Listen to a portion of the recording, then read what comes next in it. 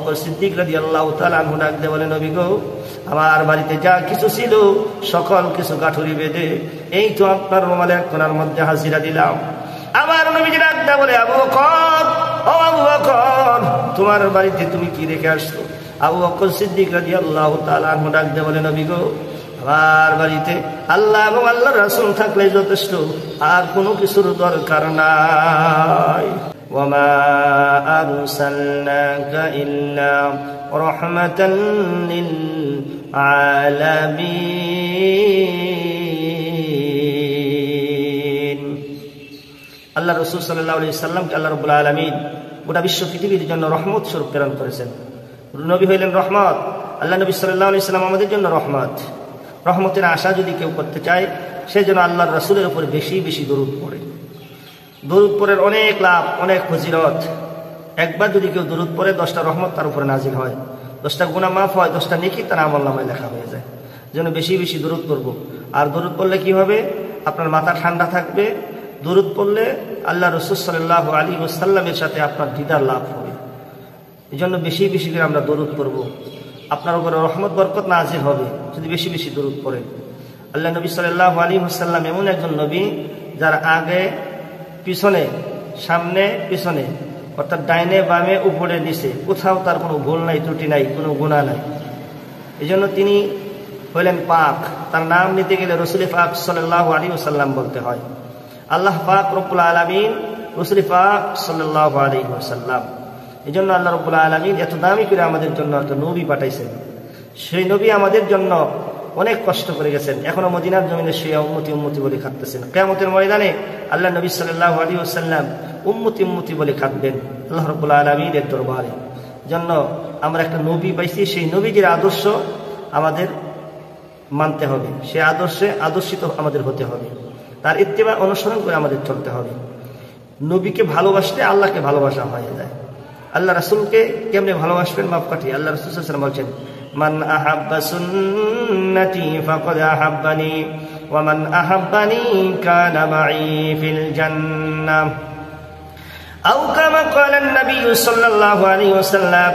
আমার নবীজি বলতেছেন, মান আহাব্বা সুন্নতি, যে ব্যক্তি আমার সুন্নতকে মহব্বত করলো, ফাকাদ আহাব্বানি, সে যেন আমাকে মহব্বত করলো। মান আহাব্বানি, আর যে ব্যক্তি আমাকে মহব্বত করলো, আমার সুন্নতকে মহব্বত করলো না, আমি নবীকে মহব্বত করলো, আর যে ব্যক্তি আমাকে মহব্বত করলো, কানা মাই ফিল জান্নাহ, ওই ব্যক্তি আমি নবীর সাথে জান্নাতে যাবে। জোরে জোরে কোন সুবহানাল্লাহ।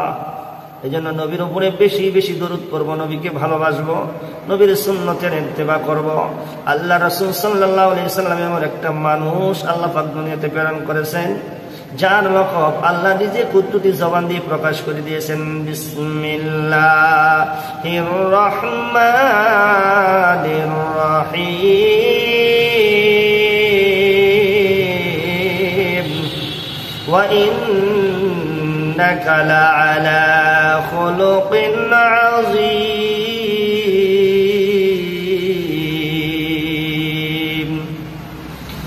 আমার আল্লাহ রাব্বুল আলামিন দুনিয়ার জমিনে তার বন্ধুকে প্রেরণ করে তার পিছনে লকব লাগাই দিয়েছে। নিশ্চয় আমার বন্ধু এমন একটা মহান চরিত্র দিয়ে এমন একটা মানুষ দুনিয়ার জমিনে পাঠাইছি, তিনি হলেন মহান চরিত্রের অধিকারী, যার চরিত্রের মধ্যে কোনো কলঙ্কের দাগ নাই। আমার নবীজির জীবনের মধ্যে কোনো কলঙ্কের দাগ নাই। আমার নবীজি নিজের মন গড়া কোনো কথা বলেন নাই। আল্লাহ রাব্বুল আলামিন যা বলাইছেন নবুয়তের জবান দিয়া, নবুয়তের ঠোঁট দিয়া দুনিয়ার জমিনে তিনি তাই বলেছেন। মা ইয়ানতিকু আনিল হাওয়া ইন হুয়া ইল্লা ওয়াহয়ুন ইউহা।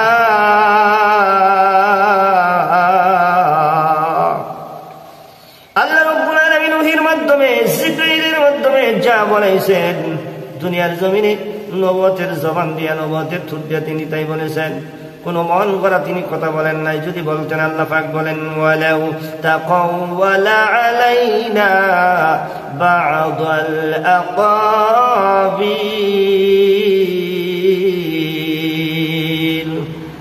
আমার বন্ধু যদি কোনো মন গড়া কথা বলতো আমি আল্লাহ রাব্বুল আলামিন আমার কুদরতি হাত দ্বারা আমার বন্ধুর কণ্ঠনালীর মধ্যে ঠাসা মেরে ধরতাম। কথা বোঝা গেল আমার নবীজি কোনো কথা মন করা বলেন নাই। আল্লাহ পাকের পক্ষ থেকে যা বলাইছেন, আল্লাহর নবী বিশ্বনবী রাহমাতুল লিল আলামিন নবুয়তের জবান দিয়া নবুয়তের ঠোঁট দিয়া তিনি তাই বলছেন। জোরে জোরে কোন সুবহানাল্লাহ। আমার নবীজিকে যারা ভালোবাসছে, আমার নবীকে যারা মহব্বত করছে, আমার নবীকে যারা পাইছে, তারা আমার মাবুদ আমার আল্লাহকেই পাইছে। আমার নবীজির প্রধান খলিফা হযরত আবু বকর সিদ্দিক রাদিয়াল্লাহু তাআলা আনহু আমার নবীজিকে এত ভালোবাসছে, আমার নবীজিকে এত মহব্বত করছে। হযরত আবু বকর সিদ্দিক রাদিয়াল্লাহু তাআলা আনহু আমার নবীর জন্য আল্লাহর রাস্তায় জীবনটা কুরবানি করে দিয়েছে, সব কিছু আল্লাহর রাস্তায় দিয়ে দিয়েছে।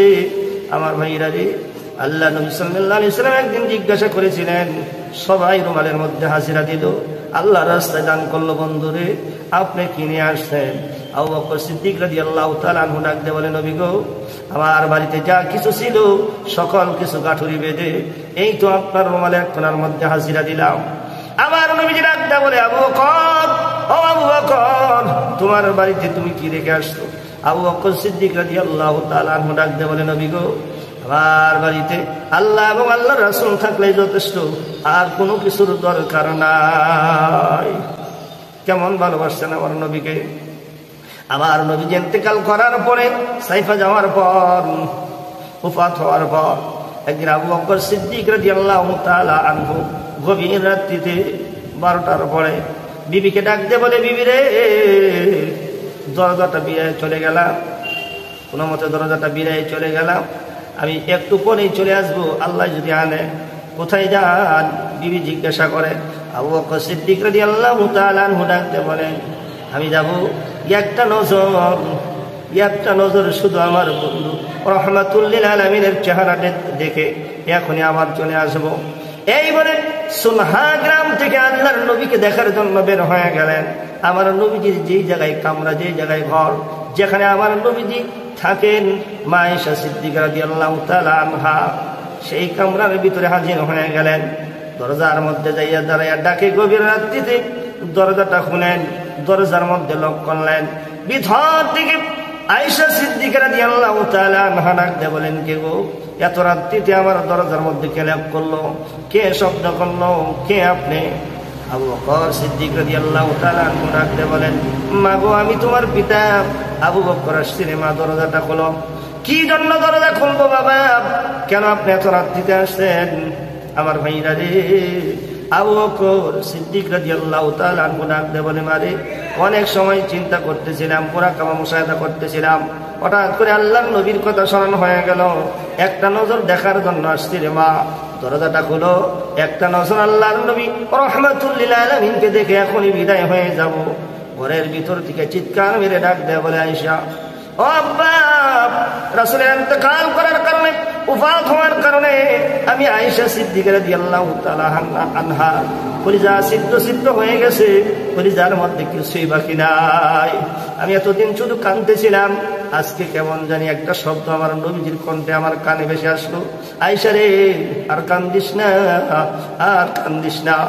আর এই কথা শুনে আমি ঘরের ভিতরে আজকে কেবলমাত্র বিছানায় পিঠটা লাগাইছি, আপনি আবার নতুন করে ফু দিয়ে আগুন জ্বালানোর ব্যথাটা নতুন করে ফু দিয়ে জ্বালাইয়া দেওয়ার জন্য আব্বা আসছেন। আব্বা, আপনাদের নিজ হাত দ্বারা আপনাদের চোখের সামনে রাহমাতুল লিল আলামিনকে রওজায় শুয়ে দিয়েছেন, আবার কেমন করে এই কামরার মধ্যে নবীজিকে দেখার জন্য আসছেন। আবু বকর সিদ্দিক রাদিয়াল্লাহু তাআলা আনহু ডাক দিয়ে বলে, মারে, ও মা, আমার ভুল হয়ে গেছে, আমার মনেই ছিল না যে রাসূল দুনিয়ার জমিনে জিন্দা নাই।